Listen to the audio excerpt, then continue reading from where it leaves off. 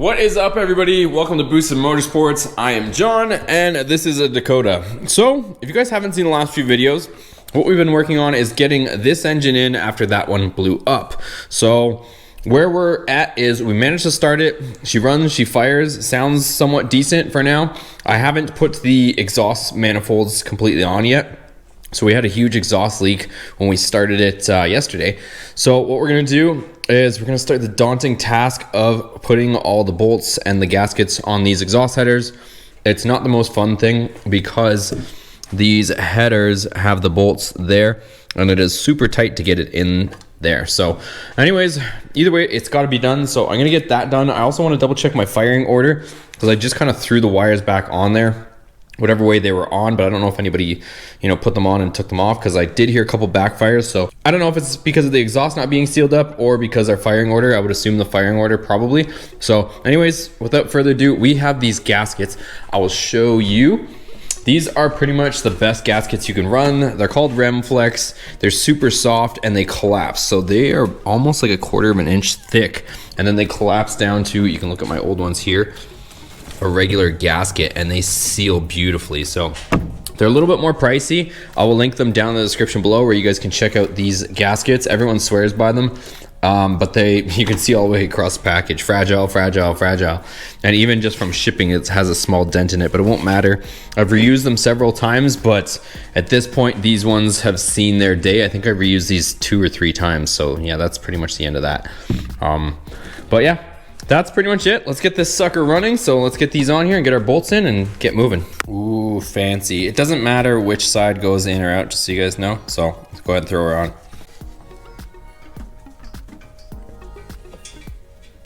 Okay, I got my assortment of hardware on this side, and when I say this is a pain, it is a pain. I have ARP bolts, I got regular bolts, I've got stainless Allen head bolts like this. It took me a while to figure out, and I kind of used an assortment, not just in this time, but the last time if you guys watched that video. So I'm gonna go over here, do the same thing. I've at least got all my bolts started over there. We'll put the gasket on this side too, and get all our bolts ready, and then we can tighten everything. Okay, so we'll get our gasket in here, which is easier on this side for whatever reason. And we'll start with our bolts. Woo, all right, so we got most of those on. Those are all snugged up. Now we can definitely tighten this side. Woo, so much fun, you guys. So much fun. This is the joy of headers. Okay, we're almost finally done. I promise you guys didn't miss much. It is not fun. Tiny little turns, but we got them all tight. One side thing is if you guys haven't watched any of my other header videos, do yourselves a favor and go to Harbor Freight, get yourself some wrenches that you can destroy like this. You can see this one I cut.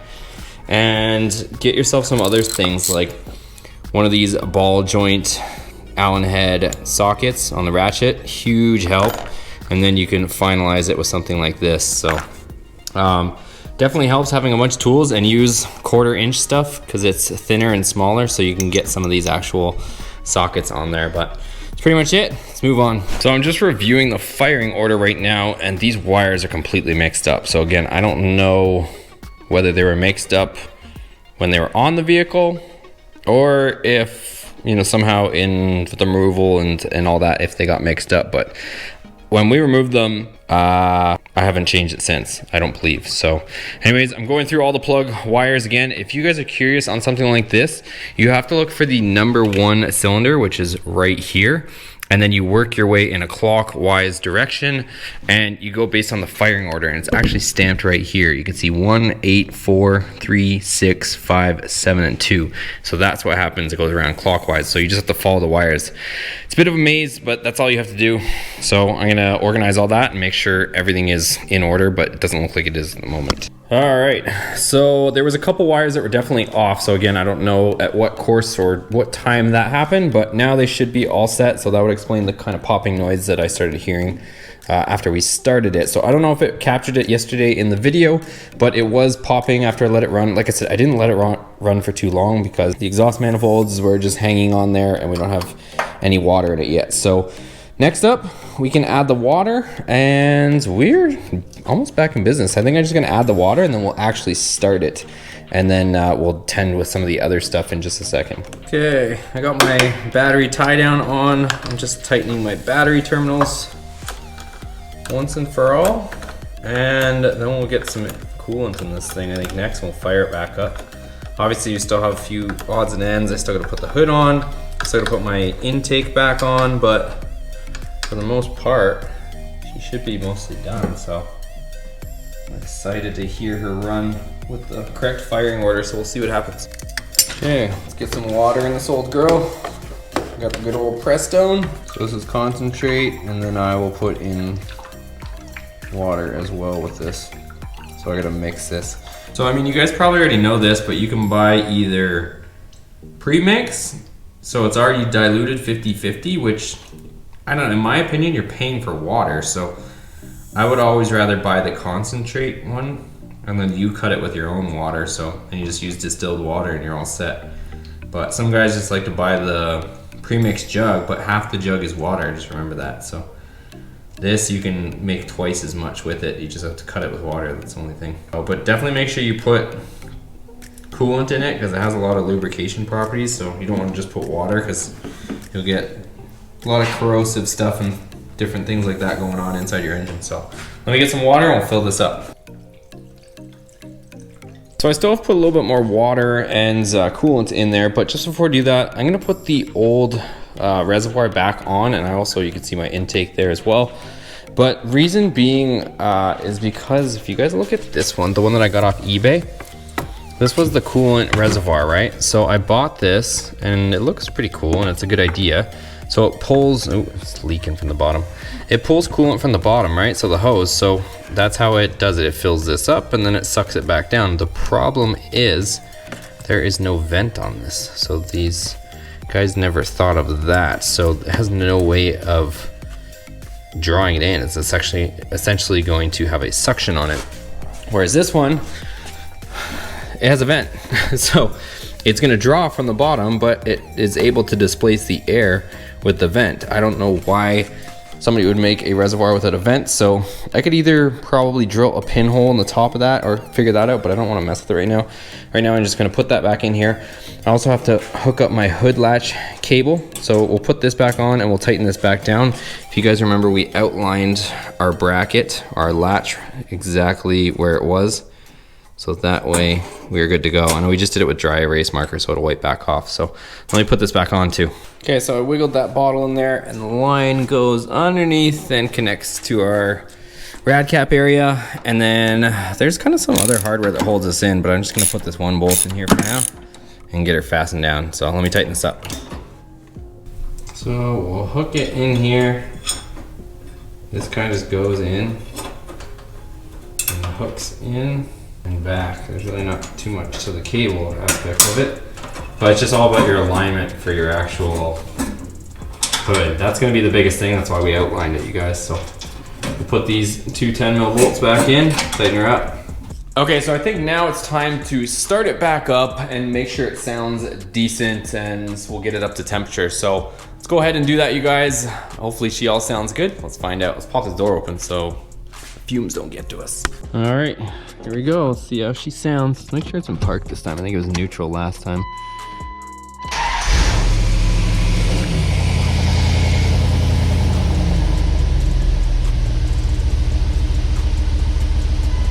Like she didn't even skip a beat. One thing I did just notice though, and I remember as soon as I saw that, it said check gauges and I didn't see any oil pressure.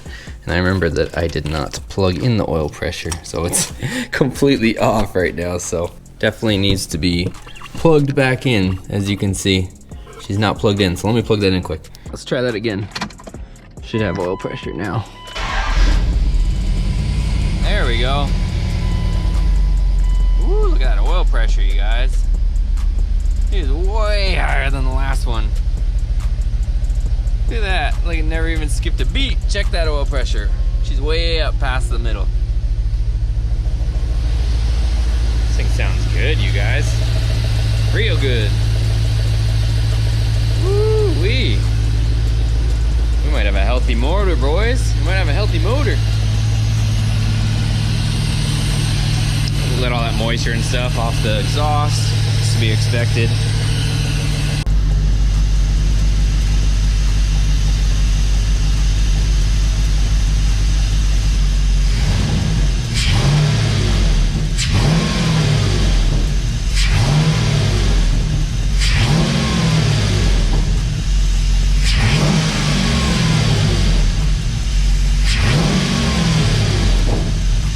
Guys, she sounds healthy. Listen.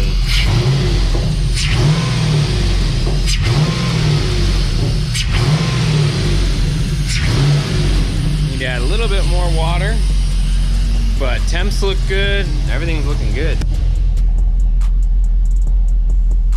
Temps are staying nice and low. Just letting all the air pockets come out of the coolant, but she is good. There's our coolant fan coming on. Taking our temps down. Look at that. Staying nice and cool. We got that thermostat in there. Hey guys, I am pumped. I swear this engine sounds better than the last one, but we'll talk more about that in a little bit here. Okay guys, so I'm super pumped that this thing is running, but we are going to wait until the morning. So I'm gonna let this thing cool off. I still have to tighten up the engine mounts, believe it or not, but I do still have to tighten those up. I wanna get the hood on. Still have to put our intake on, and hopefully we can take it for a quick spin and make sure everything's good. I probably have to adjust that TV cable, so the transmission valve cable as well, because that's set up for the old M1. But other than that, it looks like we're good to go, you guys. So let's cut to the morning. All right guys, so it's the next day. I might still look a little bit tired, but it's early in the morning, and actually last night I had to frantically kind of call around and get a garage door repairman, because I hit the button, walked in here, and ended up hearing like a weird noise in the garage, and I thought something fell over, and I went back in and the springs on the garage door completely snapped. So right now I have a guy here, he's putting them on, so he's almost done.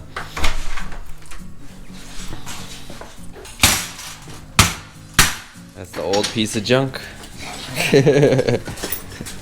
Alright guys, so the garage door guy is gone and we got new springs. So they replaced that whole thing that was here and put on like the traditional one, whatever, with the springs there. So we got brand new springs. Before I had this one, it's called like Torque Master or something, where the spring was actually inside that chamber. I guess this one is more safe, but more prone to breaking because the spring is a lot smaller, whereas this one, the winding is a lot bigger, so it's not as much stress on the actual spring. So, because I don't even think this thing is that old, honestly, because the place isn't that old. But back to the Dakota. So what the plan is right now is, I think I was mentioning yesterday, I still have to tighten the engine mounts. So I know it was probably something that could have been done before, but I didn't know whether this thing was honestly gonna have to come out. I kind of had my fingers crossed, but it looks like she's okay. So I'm gonna go ahead and tighten both motor mounts. And then after that, pretty much, I'm gonna throw the intake on. I still, yesterday when it was running, I gotta go to the back to my storage here, and I have to find the hose that goes to there and to here for the evap, because the one that was on the Durango has an extra hose on it for some reason. I don't know where. See, so that goes there, but then this has that which goes over here, and I don't even know what the hell it goes to, honestly. So that's gonna go over there, and I'll find the other one. But let me put this up a little bit. We'll tighten those engine mounts, then we can figure out and finalize up top. All right, so I actually do own a crawler and use it from time to time, and that time is right now because this seems the most easy to get under here and tighten them bolts. So there is the bolt on this side, and the nut is over here, and I have a wrench. So there's one, and there's the other one with the wrench. So let's tighten her down. Okay, so the motor mounts are tight, so that's all done. I can put it back down now, finally. And let's button up the last couple things. Let's find that vacuum hose and put our intake back on. Okay guys, so I found that hose, and this is what I was saying, is it doesn't have that extra piece coming off it like that one does. So let's throw this on, and I think I gotta route it underneath, but let me throw that on. Who showed up? Hey guys, I came to help. Hashtag is it tight. And he's got a new shirt. Oh look, this is my shirt. If you guys want to hit one of his shirts, head on over to John's. Oh, my Teespring? Oh, yeah. Teespring.com/stores/Mountjoy. There you go. See, that's where it is. All right, let's get this on. You want to push that other side on? There we go. Okay, so that's that. Let's throw the intake on. I think it's in the back of the truck. back of the truck. All right, John's making sure things are tight for once. And our intake is on, so that should be it. You guys will throw the hood on and she's ready to rock, surprisingly. I don't know if it's sick. Yeah. I've seen a Honda down here the other day. Carbon fiber. Woo, you guys. So the hood's bent from before, so it's not like the alignment really matters, but she is back, you guys. She is back. Look at this. Look at this. You ready? You ready? You guys ready? Ooh, listen to that. Finally. What do you think? That's great. Listen how mint it sounds. It sounds good. It does sound better than the other one. It does, right? First impressions right here. It might be rebuilt. No, I don't know about that. She sounds okay though. You guys, we are driving the Dakota. She runs mint. Ooh. Check her out. Listen to that thing. Perfect. She's perfect. Just took her out for a little spin. She shifts good, drives good. Let's go.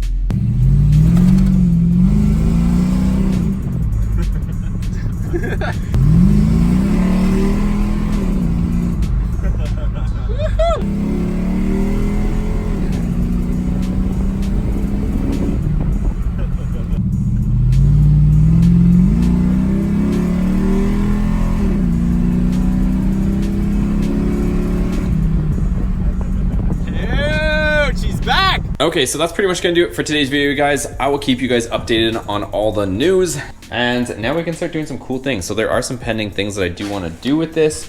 Oh, I do want to get your guys' opinion. So see these wheels?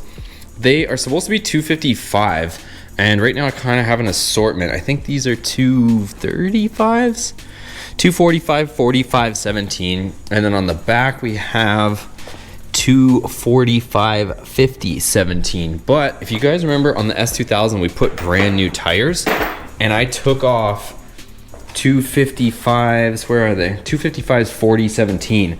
But these are a super sticky tire that we could potentially put on the Dakota and have very sticky tires, have 255 all the way around. They're supposed to be a 255, but a little bit more profile. So we could potentially do that with the Dakota. I'll show you guys what the side profile looks like so you guys get an idea. That's what it would look like on the Dakota. So that's a 255/40, just for reference. So it'll be a little bit smaller. Let me know if you guys want to see that on there, because I have those tires sitting here. It'll give us a bunch more traction and stuff, just for the, you know, out and about type thing. But I'll keep you guys posted. Make sure you guys give this video a thumbs up. It does help support the channel and help it to grow. So make sure you give it a thumbs up. Share these videos with whoever you think would enjoy them. We'll keep this thing moving and growing, and we'll see you guys on the next video.